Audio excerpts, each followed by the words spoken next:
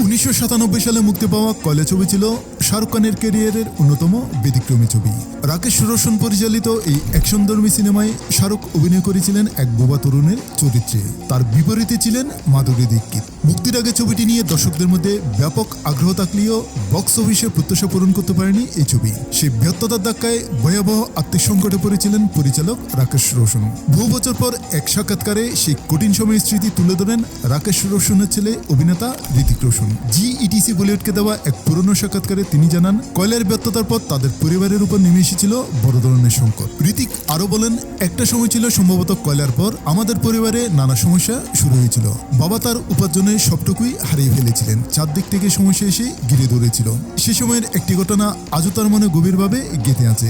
ঋতিকের ভাষায়, এক সকালে আমি বাবাকে বলতে শুনেছিলাম আমি সব হারিয়ে ফেলেছি। জীবনে প্রথমবার তার চোখে পানি রেখেছিলাম। সেই দৃশ্য আমি কখনো ভুলতে পারিনি। রাকেশ রোশন দীর্ঘদিন ধরে অভিনেতা, প্রযোজক ও পরিচালক হিসেবে বলিউডে কাজ করেছেন। ক্যারিয়ারে তিনি কুদ গর্স, করণ অর্জুন, কাহনা প্যার হ্যায়, কোই মিল গিয়া এবং ক্রিসের মতো সফল ছবি উপহার দিয়েছেন। তবে ঋতিকের ভাষ্য অনুযায়ী কয়লার ব্যর্থতা তার জীবনের সবচেয়ে কঠিন সময়গুলোর একটি ছিল। পরে অবশ্য রাকেশ রোশন ঘুরে দাঁড়ান।